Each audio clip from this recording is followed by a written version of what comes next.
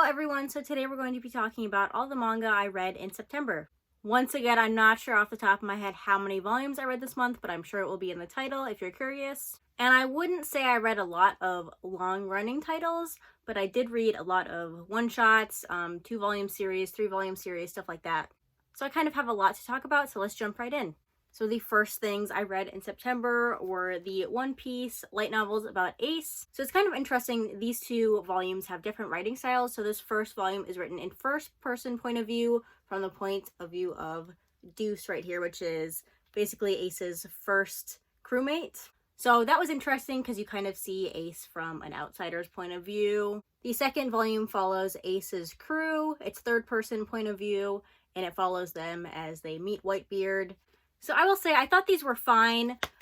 If you can see, this volume is a lot longer than this volume because this volume has so much info dumping. If it didn't have all that info dumping that I felt was incredibly unnecessary, it would probably be 50 pages shorter than it is. There's that much info dumping in it. It kind of felt like they were trying to explain the world of One Piece and the events of the story to new readers, but I'm not sure who would be picking up light novels about a side character in One Piece if they aren't already familiar with the story. So I really felt like those parts, those info dumping parts where they're trying to explain the plot, is incredibly unnecessary. Also, I have yet to find a light novel that has actually great writing. This one is translated by the same person who does the regular One Piece manga. So I don't think it's a translation issue. It might just be the writing of the regular Japanese that's kind of, I don't know, not well done in my opinion. I wouldn't say it's bad writing, but I wouldn't say it's good writing either. And it's really difficult for me to be invested in a story when I'm distracted by the writing. Anyway, this was fine. I bought these light novels to support more spin-off manga or light novels in the One Piece world, because there are other series, pretty big series, that get lots of spin-off manga in English, but we don't see those very much for One Piece. So that's why I bought these, to show that there's a market for that in English. But did I enjoy these? Not particularly. They were fine. I also wouldn't say they expanded on any part of the One Piece world that isn't already explored in the manga, besides just introducing a couple side characters. So definitely not required reading if you're a fan of One Piece, but it was alright. Next, I read Love Sickness by Junji Ito. This is a short story collection. The first about half, maybe a little less than that, covers one story. The moral of that story is basically don't go looking for love advice from random strangers on the street or you will die. And then after that, it goes into some other short stories, typical Junji Ito style. I thought these ones were alright. I definitely enjoyed the main story more than the other short stories in this collection. But I would put this at kind of middle of the road for Junji Ito stuff.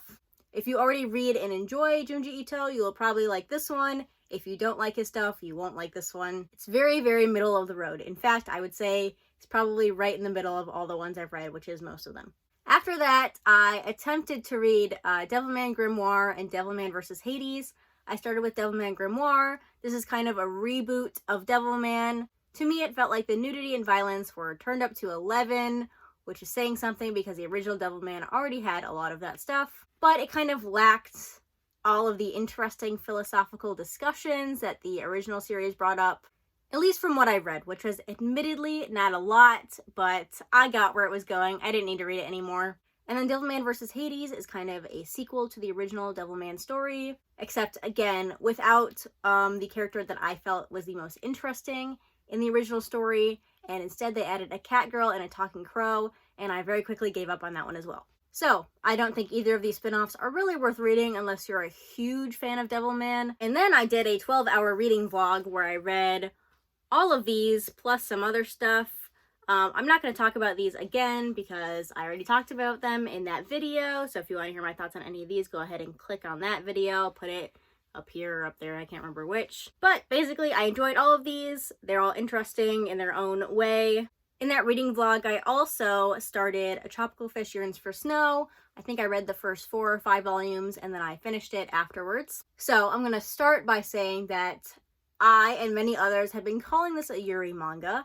And I think that's just because that's what other people have been saying about it. But I'm hesitant to actually describe it like that now that I finished it. Once I finished this, I looked it up, and there's nothing officially categorizing it as a Yuri manga. And I don't think I actually saw it marketed as a Yuri manga from Viz Media either. I think we just all assumed that it was for some reason, maybe because of the covers. But after finishing it, I personally would not consider it a Yuri manga, and that's not a complaint about it. It seems to be just about friendship between these two girls, or there's a third girl as well. That's not a complaint because I personally prefer manga that are about friendship. Anyway, this follows these two girls. One of them is new to town and goes to an aquarium club where she meets this other girl, and it basically tackles a lot of loneliness. This manga is definitely influenced by a silent voice, especially in the art style. The author even says that in one of the author notes at the end of one of these volumes. I think in the first volume, maybe. Anyway, I did end up enjoying this manga. I do think the side character, who gets more showtime kind of later on in the manga, is the most interesting character. She kind of carries it for me. And I think these two characters spend more time being sad about each other than actually being friends. And I feel like they really need to calm down a little bit and not take things so seriously. There's one point where one of them confronts the other one, goes to her house, and confronts her because she did not respond to her text message. I really don't think the problem there was that serious, that we needed to be confronting our friend, going to her house that she didn't know about, by the way. She didn't know where she lived. She asked somewhere else where she lived and then confronted her because she didn't respond to a text message.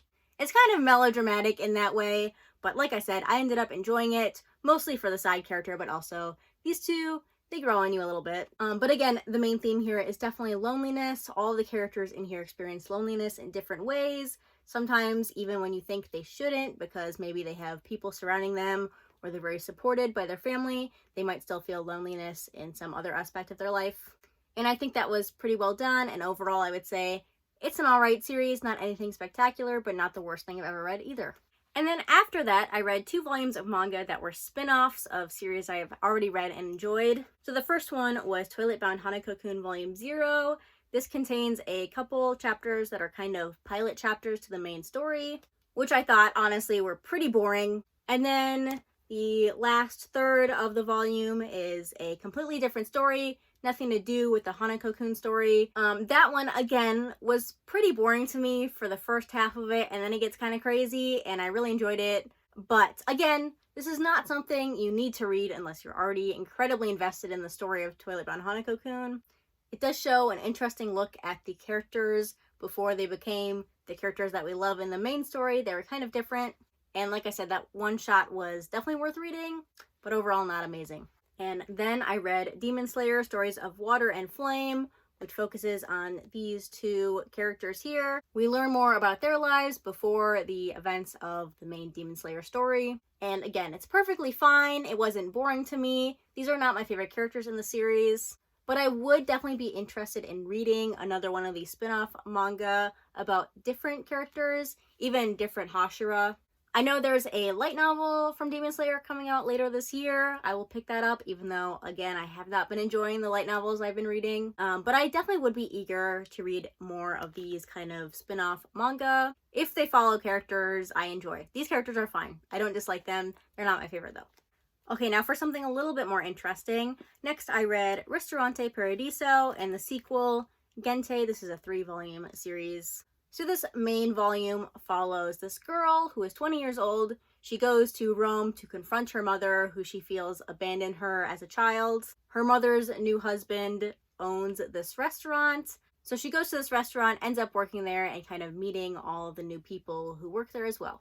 While she's there, she kind of reevaluates how she feels about her mother and the way she treated her. She kind of realizes she's a little bit more similar to her mother than she thought. But yeah, overall, this was pretty good. I'm going to say, though, there is an age gap romance in this. It is kind of a really big age gap. In fact, it's the 2 characters on the front right here. Personally, it didn't really feel creepy to me. Maybe because the characters just say that they're interested in each other and that's it. Nothing really happens on page at all. But yeah, I'm sure other people would be bothered just because the age gap is so big, but it wasn't that creepy to me. I do think, however, that this volume kind of tries to tackle a little bit too much. It's only the size, in fact, it's actually shorter than a typical manga volume, but it tries to tackle a lot of different topics and introduces all these characters who all have interesting stories that didn't really get to be explored in this first volume. So that's why the author decided to write Gente, which is a 3-volume sequel series to Ristorante Paradiso. It follows a bunch of the chefs or the other characters who work in the restaurant, kind of their daily lives, how they lived before the main events of the story. And yeah, if you've read Aka, this story is similar to Aka PS, where it follows other characters rather than the main characters. But yeah, if you're looking for anything with a lot of action, you're not going to find it in this work by Natsume Ono. It's very quiet and introspective. I definitely enjoyed these short stories about the side characters more than the main story. But if you're looking for kind of a character study, then I would definitely recommend this. The next thing I read this month was Summertime Rendering. I read the entire series, all 6 omnibus volumes. This is a summer thriller manga with kind of time loop elements. It is following this guy who returns to his home island after being away for 2 years to attend the funeral of his childhood friend. And then some crazy things happen. I'm going to try not to spoil it, even though you might already know. I do want to mention the dialect in this manga. There's a very specific dialect that almost all the characters use. And so Udon has decided to translate it to reflect that, which is definitely important for some of the characters, because there's one character who talks differently depending on the situation. However, I did find it kind of distracting, especially in some high intensity moments, but I got used to it eventually and ended up being fine. Like I said, the dialect is very important to the story and the setting and the author. So I don't think it was wrong to translate it that way. I think Udon did probably the best they could with that, but it is a little bit distracting. In terms of the actual story, I think the first half of the manga was a tiny bit stronger than the second half. In fact, I know the ending, people will complain about it. I liked it, but there are many stories where lots of people hate the ending, and I think it's perfectly fine when I read it, and I don't have any complaints. This is one of them. I don't have any complaints about the ending. In fact, I liked it, but I do feel like some people might be disappointed by it. Anyway, the art in here is beautiful, especially in the color pages. In every single one of these volumes by Udon, there is a kind of fold out page, and the art on those pages is especially beautiful. But also, the author does shadows really well. It really adds to the setting and the tone, and gives the whole story a very dark atmosphere, which is helpful for telling the dark story that's happening. I do think that the main villain's motivation at the end could have been explored a little bit more. They do kind of go on a monologue that's a little bit cringy. But other than that, I really have no complaints. This was very enjoyable. I had a great time with it. It was a very quick read. And I could definitely see myself rereading it in the future because I enjoyed these characters. I enjoyed the story. I might wait a couple years before I reread it just because I just enjoyed the mystery of it. But I would recommend it if you're looking for something a little bit more action-packed and gritty. It definitely felt like a dark thriller movie I might have seen. And yeah, I really enjoyed this one. The next thing I read was Look Back, like everyone else this month. This follows 2 girls who are very young, and they realize they're both interested in manga, and they basically start their manga career together. So this is a manga about manga, and I always find those very interesting to read because it kind of, either intentionally or unintentionally, provides a brief look into the mind of the manga creator. I might be wrong, but I feel like you can't really create a manga about manga without kind of showing a part of yourself in the work. The parts in here I enjoyed the most are the parts with no dialogue. They're very quiet, where you're just watching the 2 girls work, watching the time pass. The art tells the story itself. You don't need any dialogue. Those are my favorite parts of basically any manga, and Tatsuki Fujimoto definitely does it really well. I noticed that in Chainsaw Man as well. The quiet parts are the best parts for me. And yeah, I feel like this is a really well done, if sad, story about the friendship between 2 girls and how they make each other better and then later drift apart. And yeah, I'm definitely interested in reading more of Tatsuki Fujimoto's works after finishing this one. I've read Chainsaw Man. I enjoyed Chainsaw Man, but there are a couple other of his works, especially one-shots, that I'd like to read. And then the last thing I read in September was the first 4 volumes of Master Keaton. Now, this is by the author of Monster, 20th Century Boys, Pluto, Asadora, all that good stuff. However, it is also co-written with another author. There was actually a conflict between the creators later on in the end of the manga. But I would say the vast majority of this manga is written by these 2 creators right here and then drawn by Naoki Urasawa. So he's not the one who is by himself creating the manga, if that makes sense. The only reason I mention that is because this is very episodic. There are some parts in Monster especially that are very episodic as well, and this definitely reminds me of that, especially like the middle of Monster, or the doctor just kind of going around helping people. This feels like that. But I know there are people who don't like episodic manga at all, and I feel like they wouldn't like this, and they might be disappointed going into it just because they saw the name Naoki Urasawa. As for me, I think it's alright. I definitely find some of the stories a lot more interesting than others. But I didn't even explain what it's about. It's about this guy right here who is an archaeologist. He kind of investigates for an insurance company.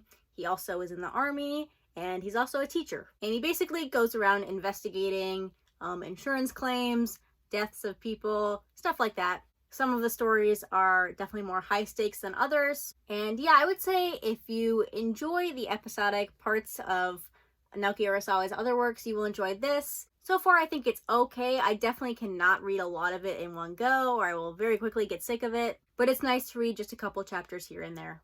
But yeah, overall, definitely not my favorite Naoki Urasawa work so far, but I will keep reading it since I have all the volumes. Alright, that's everything I read this month. Hopefully this video isn't too long. I've been recording it for a very long time. But anyway, let me know what you thought of everything I've read this month, or let me know what you read down in the comments below. Other than that, thanks for watching, and I'll see you next time. Bye!